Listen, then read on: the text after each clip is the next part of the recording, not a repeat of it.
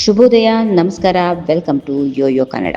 ಗುಜರಾತ್ನ ಅಹಮದಾಬಾದ್ನಲ್ಲಿ ನಡೆದ ಏರ್ ಇಂಡಿಯಾ ವಿಮಾನ ದುರಂತದಲ್ಲಿ 241 ಜನ ಅಸು ನೀಗಿದ್ದಾರೆ. ಈ ಪೈಕಿ ಗುಜರಾತ್ ಮಾಜಿ ಮುಖ್ಯಮಂತ್ರಿ ವಿಜಯ್ ರೂಪಾನಿ ಕೂಡ ಮೃತಪಟ್ಟಿದ್ದಾರೆ. ವಿಜಯ್ ರೂಪಾನಿ ಯಾರು, ಹೇಗಿತ್ತು ಅವರ ಬಾಲ್ಯದ ಜೀವನದಿಂದ ಹಿಡಿದು ಸಿಎಂ ಪಟ್ಟದವರೆಗೆ ಅವರು ನಡೆದು ಬಂದ ದಾರಿ ಎನ್ನುವುದರ ಕುರಿತು ಸಂಪೂರ್ಣ ವಿವರಣೆ ಇಲ್ಲಿದೆ. Boeing 787 dream liner air India ವಿಮಾನವು ಜೂನ್ 12, 2025ರಂದು ಮಧ್ಯಾಹ್ನ 1:38ಕ್ಕೆ ಅಹಮದಾಬಾದ್ನಿಂದ ಹೊರಟ ಸ್ವಲ್ಪ ಸಮಯದ ನಂತರ ಮೆಘಾನಿ ನಗರದ ವಸತಿ ಪ್ರದೇಶದ ಮೇಲೆ ಅಪ್ಪಳಿಸಿತು. ವಿಮಾನದಲ್ಲಿ ಪ್ರಯಾಣ ಮಾಡುತ್ತಿದ್ದ 242 ಜನರ ಪೈಕಿ ಮೃತ್ಯುಂಜಯನಂತೆ ಓರ್ವ ಪ್ರಯಾಣಿಕ ಮಾತ್ರ ಬದುಕುಳಿದಿದ್ದಾನೆ. ಮಾಜಿ ಸಿಎಂ ರೂಪಾನಿ ಸೇರಿದಂತೆ ವಿಮಾನದಲ್ಲಿ ಪ್ರಯಾಣ ಮಾಡುತ್ತಿದ್ದ 241 ಜನರು ಜವರಾಯನ ಅಟ್ಟಹಾಸಕ್ಕೆ ಬಲಿಯಾಗಿದ್ದಾರೆ. ವಿಜಯ್ ರೂಪಾನಿ ಅವರು 6 ತಿಂಗಳಿಂದ ಲಂಡನ್ನಲ್ಲಿದ್ದು ತಮ್ಮ ಪತ್ನಿಯನ್ನು ಕರೆದುಕೊಂಡು ಬರಲು ಹೊರಟಿದ್ದರಂತೆ. ದುರದೃಷ್ಟವಶಾತ್ ವಿಮಾನ ದುರಂತದಲ್ಲಿ ಅಸುನೀಗಿದ್ದಾರೆ. ವಿಜಯ್ ರೂಪಾನಿ ಅವರು 1956 ಆಗಸ್ಟ್ 2ರಂದು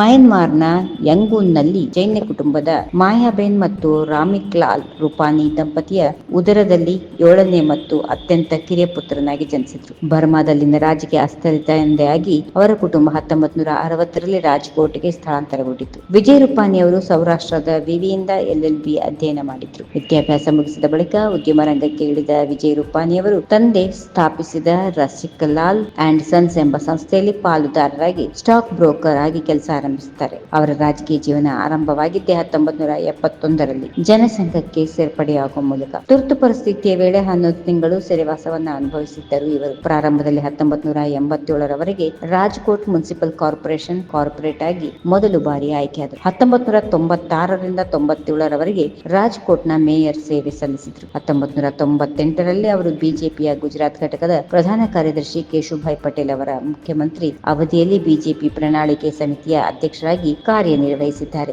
ಅನೇಕ ಜವಾಬ್ದಾರಿಗಳನ್ನು ಸಮರ್ಥವಾಗಿ ನಿಭಾಯಿಸಿದ ಬಳಿಕ ಒಲೆದು ಬಂದಿದ್ದು ಸಿಎಂ ಪಟ್ಟ 2014 ಆಗಸ್ಟ್ನಲ್ಲಿ. ಗುಜರಾತ್ ಸ್ಪೀಕರ್ ವಜುಭಾಯಿ ವಾಲಾ ಅವರು ರಾಜ್ಕೋಟ್ ಪಶ್ಚಿಮ ಕ್ಷೇತ್ರದ ಶಾಸಕ ಸ್ಥಾನಕ್ಕೆ ರಾಜೀನಾಮೆ ನೀಡಿದಾಗ ತೆರವಾದ ಸ್ಥಾನಕ್ಕೆ ಉಪಚುನಾವಣೆಗೆ ಸ್ಪರ್ಧಿಸಿ ಭಾರಿ ಮತಗಳಿಂದ ಗೆದ್ದು ವಿಧಾನಸಭೆಯನ್ನ ಪ್ರವೇಶಿಸಿದರು. ಸಾರಿಗೆ, ನೀರು ಸರಬರಾಜು ಮತ್ತು ಕಾರ್ಮಿಕ ಹಾಗೂ ಉದ್ಯೋಗ ಖಾತೆ ಸಚಿವರಾಗಿ ಪ್ರಮಾಣ ವಚನ ಸ್ವೀಕರಿಸಿದ್ರು. ಆನಂದಿಬೆನ್ ಪಟೇಲ್ ಅವರ ಉತ್ತರಾಧಿಕಾರಿಯಾಗಿ 2016 ಆಗಸ್ಟ್ 7ರಂದು ಗುಜರಾತ್ ಮುಖ್ಯಮಂತ್ರಿಯಾಗಿ ಪ್ರಮಾಣ ವಚನ ಸ್ವೀಕರಿಸಿದ ವಿಜಯ್ ರೂಪಾನಿ 2017ರ ಗುಜರಾತ್ ವಿಧಾನಸಭಾ ಚುನಾವಣೆಯಲ್ಲಿ ರಾಜ್ಕೋಟ್ ಪಶ್ಚಿಮ ಕ್ಷೇತ್ರವನ್ನು ಉಳಿಸಿಕೊಂಡು ಮತ್ತೊಮ್ಮೆ 2017 ಡಿಸೆಂಬರ್ 22ರಂದು ಶಾಸಕಾಂಗ ಪಕ್ಷದ ನಾಯಕರಾಗಿ ಸರ್ವಾನುಮತದಿಂದ ಆಯ್ಕೆಯಾಗಿದ್ದರು. ರೂಪಾನಿ 2021 ಸೆಪ್ಟೆಂಬರ್ 11ರಂದು ತಮ್ಮ ಸಿಎಂ ಸ್ಥಾನಕ್ಕೆ ರಾಜೀನಾಮೆ ನೀಡಿದ್ರು. ಇದಿಷ್ಟು ವಿಜಯ್ ರೂಪಾನಿ ಅವರು ನಡೆದು ಬಂದ ಹಾದಿ. ಬಾಲ್ಯ ವಿದ್ಯಾರ್ಥಿ ದಿಸೆಯಿಂದ ಹಿಡಿದು ರಾಜಕೀಯದ ಸಿಎಂ ಪಟ್ಟದವರೆಗೆ ಅವರು ಪಟ್ಟ ಕಷ್ಟ ಅಷ್ಟಿಷ್ಟಲ್ಲ.